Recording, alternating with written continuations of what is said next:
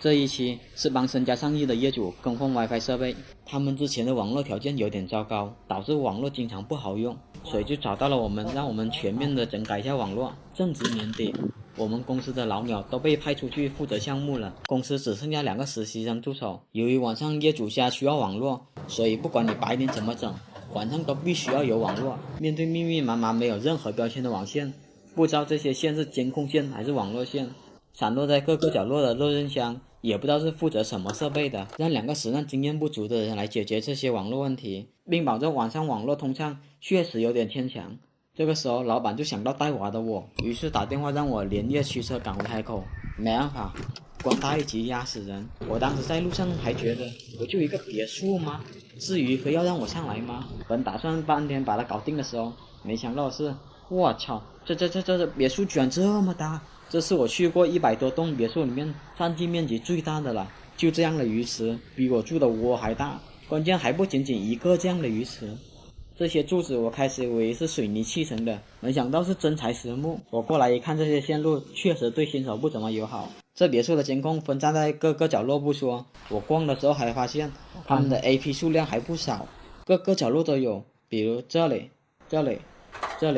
要多隐蔽有多隐蔽，热电箱哪里都是，这里，还有这里，几十个房间的 AP 线也不知道通向哪里的。但是别忘了，我可是实战型选手，每天遇到比这复杂的线路多得多了。我这边就说说我怎么花2个小时把线捋清的思路吧。我首先来到他们的监控室，数下他们监控有多少个，已知有28个监控，断开了2个，还剩26个。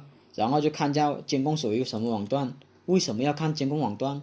这个就是我思路所在，后面你们就知道了。知道监控属于 192.168.1.1 网段的，然后在网络设置萤石营客户端里面看看平台接入是否在线，这点也很重要。结果显示不在线，那么初步判断这个录像机应该是不接入外网的。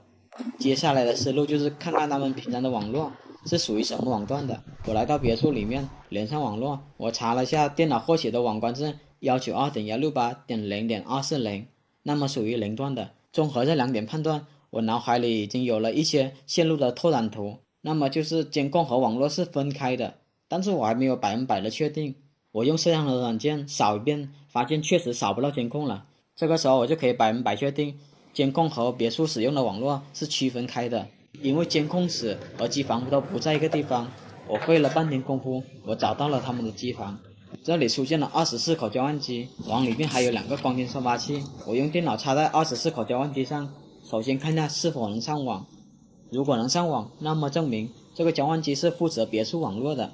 结果发现不能上网，那么多半这个交换机的线全部都是监控线了。这就是我刚才为什么要看监控平台接入是否在线的原因。为了验证我的判断，我用该品牌的监控搜索软件扫一遍，结果发现26个监控全部扫出来了。这样的话，一大半的线路已经理清楚了。这个交换机上面的网线全部都是摄像头的，接下来就要查清楚这2个光纤收发器到底是负责什么的了。我用电脑插一个光纤收发器，发现可以扫出6个监控来，那么在其他地方应该还有一个监控交换机，另外一个光纤收发器是插在 TP 的路由器上的，想必这个路由器是负责这个别墅的网络的。这种小路由支撑这么大的别墅，多少有点吃力，这应该是网络卡原因所在了。它既然接在光纤收发器上，那么光纤收发器另一头绝对还有大量的网线。我在别墅里面翻了好几个热电箱，都发现只有寥寥无几的网线，甚至连交换机都不是 PoE 的。我一路过来发现特别多的吸顶和房间网络面板，那么这些热电枪的线路到底是负责什么的？既然这些网线不是负责 AP 的，那其他地方肯定有一个超大的热电箱。果不其然，我来到他们后花园一个不起眼的角落，发现了一个超大的热电箱，这里还有个24口交换机，那么应该错不了。我用电脑插上去，果然可以上网，还可以获取到刚才机房那个.0.2240网段的 TP 网关。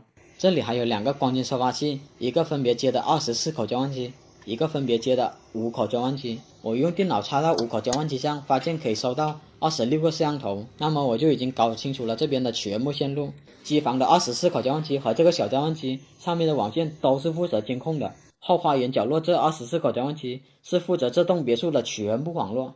这样线就已经理清了，既然之前的人没有打标签，为了以后维护方便点，我就让他们用寻线仪把这些线全部找到，打上标签。接下来就让他们把全部原来的设备给拆了下来，换成性能更好的设备。后期设备全部更换好后，我发现他们有着非常不好的习惯，他们的电视都是插在面板 AP 上的。其实这样接也没有什么问题，但是会大大的增加 AP 面板的负担。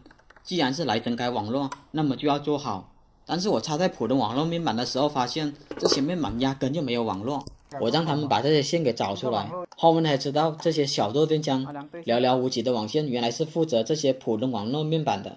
但是我让他们找出主线来的时候，他们用寻线仪找了许久，2个机柜都跑了好几遍，愣是没有找到。我也亲自找了半天，确实没有找到。但是3楼的电视机顶盒倒是给了我思路。根据以往经验来看，这种电线机顶盒只连接光猫的 IPTV 接口的，那么它的线路一定通向机房。我回到机房一看，结果网线居然是白色的。后面我顺着白色网线才发现，机房里面还有一个小的热电箱，白色线到这里就接成了绿色线了。这个绿色线上面写的3楼。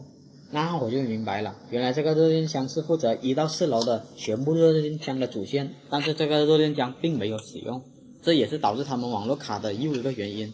我给这个热电箱通网后，别墅了全部的普通面板就可以分担 WiFi 的工作量了，这样 WiFi 就实打实的稳定了。至于调试方面也没有什么难度，再讲下去视频就有点长了，我只讲重点，就是之前他们是什么网关，你新的设备就要设置成什么网关，这样最大化的程度避免别墅里面有静态接入的设备给你带来麻烦，这点很重要。好了，本期到此结束，感谢大家的观看。你好，修网络的，哪里断网了？是我们整个那个猫啊，你看呢？全部断网了吗？我先检查一下。这期是来接盗版维修网络，都断网了。事情挺着急的，因为这边全部的电脑都断网了，很多师傅一听是公家的网络，怕给折腾坏了，所以只能喊我过来了。开始我就遇到了第一个难题，因为我看到他们2处地方都有网络信息点，一个在这个角落，分别有2个光猫和一个16路的交换机，另一个则是在这个机柜里面。估计很多人一看到这些设备就无从下手了。其实我们没必要搞懂这些设备，我们只要弄清楚哪些设备是负责他们网络就行了。最好的方法就是找到一台断网的电脑，然后查询一下它 IP 地址。我看到了他们网关是192.168.1.1，那么我们就浏览器输入这样的地址，进入它的后台，看看它是哪个设备负责的。地址输入完毕后，原来是 TP-Link 的路由器。这里我又尝试输入默认的密码，碰碰运气，看看能不能进入后台，从而查看它的断网原因。但可惜的是，它这个型号压根就没有默认的密码。遇到这种情况，我只能作罢了。既然这路由器断网了，那么我们就要找到这路由器才行。但是我来到热电箱和机柜那边找了一番，愣是没有看到 TP 的路由器。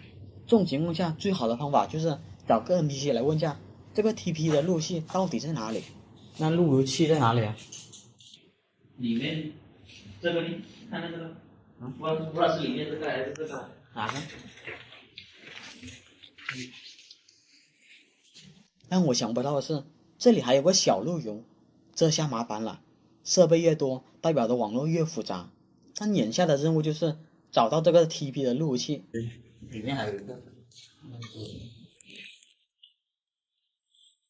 经过了 NPC 的带领下，我很顺利的就找到了这个 TP 的路由器。我这边大概看了下它的线路，发现它万口的灯是亮的。这种情况下，我也看不出什么问题来，我只能用电脑上去再次确定下它到底有没有网络。我电脑连接上去后，发现它确实是没有网络的，那我只能上群域看看它万口是接到哪个设备上的。我优先来到最可能的热电找找，结果运气挺好的，还没有10秒我就找到了这条线。我接上了群域，发现它是没有断芯的情况，那10有8九不是光猫问题，就是路由器问题了。但是我这里看了下光猫，发现它是没有亮红灯的。当时我就有点怀疑是不是光猫欠费了，但想了想，公家的网络怎么可能会欠费呢？而且我来的时候我还一直听到他们电话响个不停，所以这里我就尝试给光猫和路由器都拔电重启一下，看看网络能不能给恢复过来。重启完毕后，我等了许久，路由器还是迟迟的没有任何网络，我只能再去光猫那边看看是什么情况了。正当我要准备检查光猫的时候，结果一个 NPC 就来了一句：“反正一到下雨天就出问题了。”啊？一到下雨天就有问题？是100%出问题。你们这里下雨就出问题？反正2次了。一下雨就断网，还出现了2次。确实，我过来的时候，外面是下了场雨，当时我就怀疑是不是外面的分光器给进水了。这种情况下，我就打电话问运营商了，让他查询一下这边的线路是否正常。但是问题来了，这光猫上面光秃秃的，连个账号都没有写，就算打过去，人家也没办法帮你查询了。当时我又问了他们一圈，愣是没有一个知道宽带账号。没办法，我只能尝试进入光猫的后台，看看能不能在里面找到他的宽带账号。可惜的是，这光猫还是桥接模式的，并没有保留宽带的账号。这种情况我只能打电话给运营商，看家报这里的地址能不能查询到账号。为了保证服务质量，您本次通话可能被录音，我们百倍努力，期待您的10分满意评价。我这边报个地址，你帮我查一下那个宽带账号哦，是否正常？抱歉，地址查询不了，只能报账号。账号吗？对，只能报账号，地址查不了的。但是那光猫上面连账号都没有。那这是用个人的身份证开的吗？还是企业开的？企业开的吗？对呀。有没有什么手机号码跟宽带是捆绑在一起的？这里的工作人员连宽带账号都不知道，更别说知道宽带绑定哪个手机了。遇到这种情况确实挺无解的，但方法还是有的，那就进入这路由器的后台，就能知道他宽带账号了。但是问题来了，面对管理员密码这拦路虎还是挺头疼的。但是小胡朋友知识多，马上摇了个朋友，他就帮我搞定了管理员密码。我就这样进入了后台，找到了宽带账号，于是我就打电话给客服。我好，请问什么可以帮你？你好，我想查询一下我的宽带目前是否正常，我报下我的宽带账号给你，0898。检测核实的话呢，您当前这个号码已经提示欠费停机了，先生。欠费停机？是的。当时一个 NPC 也在旁边听着，但他否认了欠费。啊？还有200多块钱。还有200，但是我打电话他就说欠费了。690。这电话欠费吗？我看看，宽带和不是这个。这个是什么号码呀？我也不知道你们这种是什么号码，反正啊，47什么什么的，这是你们的宽带账号，你们查一下。不管怎么说，客服已经核实了，是他们宽带欠费。